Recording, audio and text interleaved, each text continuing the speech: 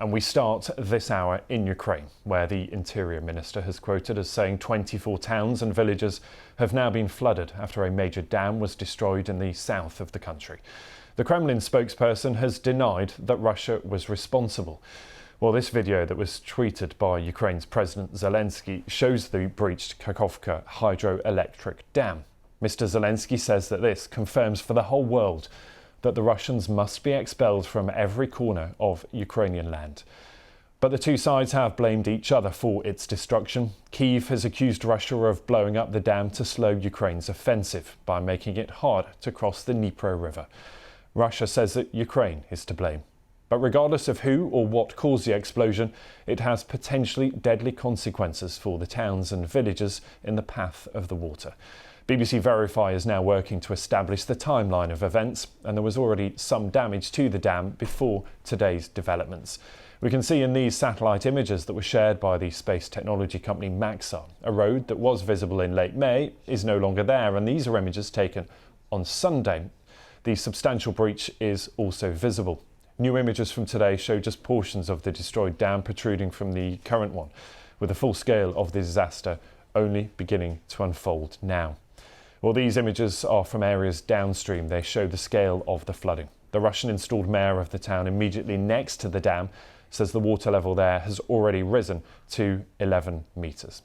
Well, let's speak now to our diplomatic correspondent Paul Adams, who's live in Kyiv. And Paul, will come on to the implications of this in just a second. But what do we know about what was behind the collapse of this crucial dam? Well, as you say, there was signs of a breach in the dam over the weekend, but something happened overnight to result in a fairly catastrophic breach, which is now perhaps as wide as 100 or 200 metres across. So whether that was the result of an earlier damage and that resulted in a structural collapse, or the result of a deliberate attempt to blow it up once and for all, we just don't know at the moment. I think I would point out that, as you mentioned in the introduction, if you look at who had a motivation to bring this dam down, don't forget that there was a road across that dam until yesterday, and at a time when the Ukrainian army is on the offensive, it's really only logical that the Russians would have a reason for that dam and for that road to be removed, because if you look at a map from south of the city of Zaporizhia, that dam represented the only viable crossing from one side of the Dnipro River to the other. So as the Russians contemplate a series of Ukrainian advances along a very broad front, it was logical that they would be worried about that dam. Yes, and Paul, there are two serious implications of this collapse of the dam. One upstream, of course, for the Zaporizhia nuclear plant. We're told that water levels there are falling and that water is needed to cool the plant. The UN, though, says for now that's safe. But downstream, 24 towns and villages now in the path of floodwater. Yes, it's going to be a while, I think, before we get a sense of exactly how many people have been affected by this. Don't forget that until fairly recently, this was the front line, and there was a lot of shelling and sniping across the river in both directions. And so it is possible that some of those communities that we have seen inundated in images today may have been somewhat partially or perhaps even completely evacuated. We just don't know. Further downstream, around 80 kilometers or so, you have the big city of Kherson, which of course fell to Ukrainian forces back in November. There is sign of flooding too. It's not nearly as acute as it is closer to the dam, but the authorities have not taken any chances, and they are evacuating people, particularly elderly residents, from some of the lower lying parts of that city. So I think it'll be a little while before we understand the exact consequences of what the Ukrainian government is calling ecocide, because all along that river, and particularly on the south side, there are highly sensitive ecological areas. There's a biosphere down on the south bank opposite Kherson, which could have been severely damaged by this flooding. So we'll need to watch that and see what happens. As you say, on the other side of the dam at Zaporizhia, that is obviously a source of concern. It has been a source of concern for the UN's nuclear watchdog, the IAEA, for a year or more now. At the moment, the cooling facilities, the pond that cools the spent rods, that keeps the whole nuclear power system cool. That is intact. There's no immediate danger, but the level of the reservoir is falling, the last I heard, by around 5 centimetres an hour, and that could, over time, result in another problem. Paul, it's good to have you with us. Thank you. Paul Adams live in Kyiv. So Paul touched on what could happen next. Well, the Ukrainian foreign minister, that's Dmytro Kuleba, says that the international community needs to hold Russia to account. President Zelensky immediately convened the National Security and Defense Council of Ukraine. Ukrainian law enforcement and emergency services are working hard to mitigate the consequences and save lives.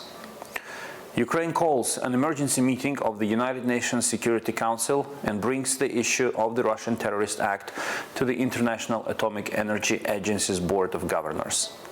We will also cooperate with the EU Civil Protection Mechanism and other international mechanisms to mitigate consequences and bring Russia to account. In light of developments on the battlefield, Russia's deliberate and long-planned terrorist act turned the man-made flood into a weapon.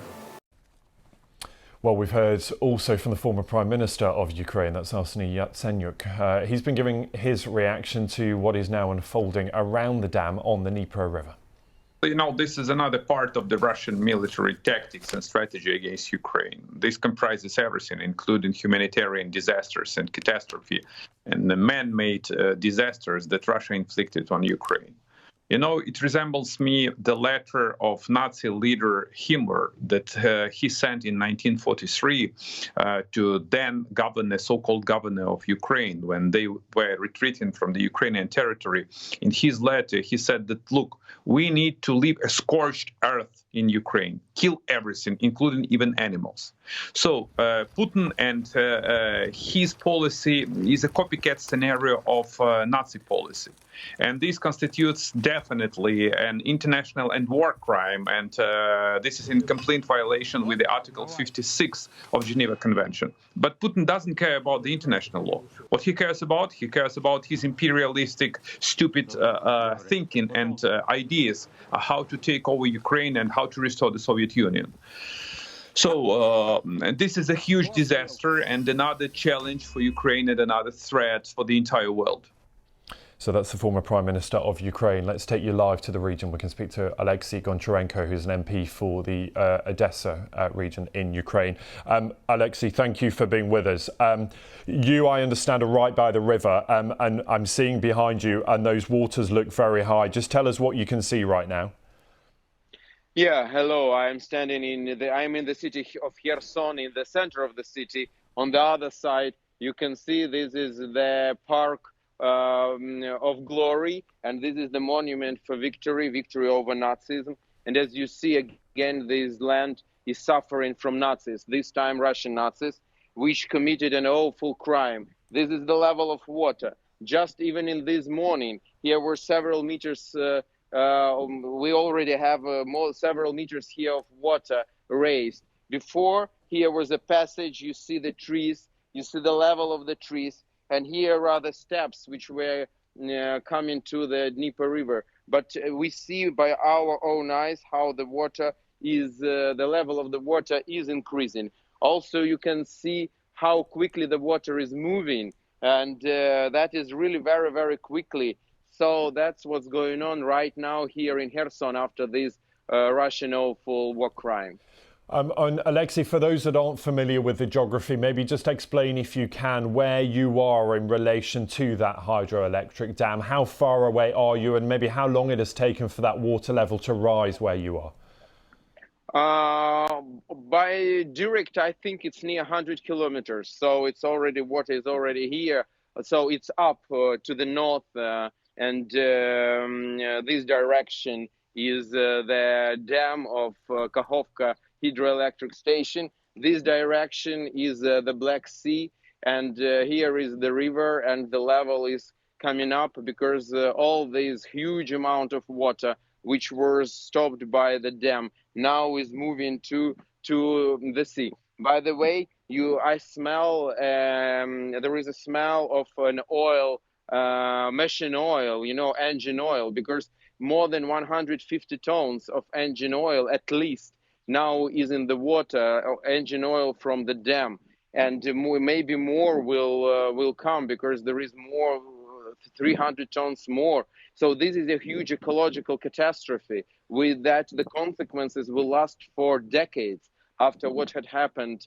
And that is, again, according to Geneva Convention, such attacks on hydroelectric stations, it equals the using of mass destruction weaponry, nuclear weaponry, chemical weaponry, because the consequences are so awful, and that and the lives of tens of thousands of people on both sides of the river. Now I'm standing on the right side of the river, which is controlled by Ukraine. At this direction, maybe you hear there were already several explosions during our conversation. This side of the river, left bank of the river, is controlled by Russian army, but people on the both banks now are endangered. Their lives are endangered. We're speaking about thousands and thousands of people. Yeah. Already Ukraine is evacuating people from Kherson. And Alexei, there is a suggestion that this dam was taken out because it had a road that crossed across the top of the dam, and it would allow movements of troops or weaponry across that dam. Talk to me about the logistics of where you are. How many crossing places are there on the river? Because we are told that this was a pretty key crossing point.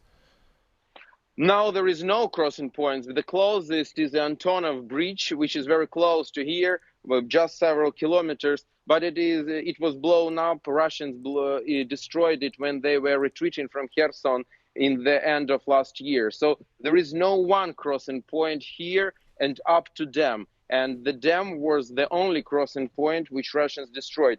But even, I mean, they are so barbaric. They just, if they try by this to stop Ukrainian offensive, not to let Ukrainian army to use this dam to get on the another bank, they could just mine it, or they could just control it. I mean, that is a very narrow, it's like a, long breach. But to destroy it and to have such awful consequences, like it's absolutely barbaric. They call this land their land. They announced that Kherson is part of Russia, but in reality they are just destroying completely all this land, and that is a Russian warfare style, barbaric warfare style.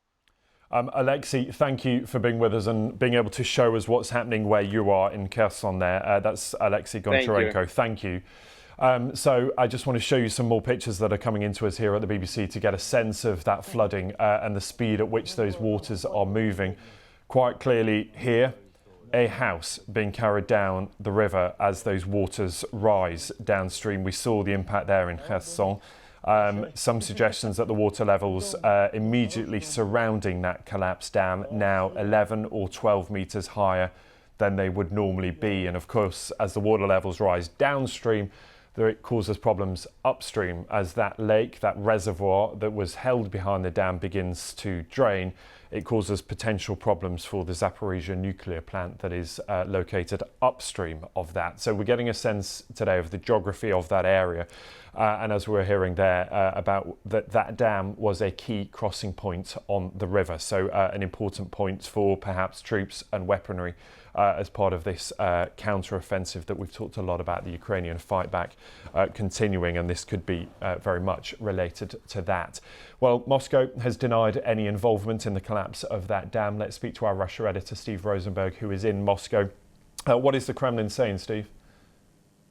Yeah, well, it's 180 degrees difference, really. We've heard that Ukraine has been accusing Russia.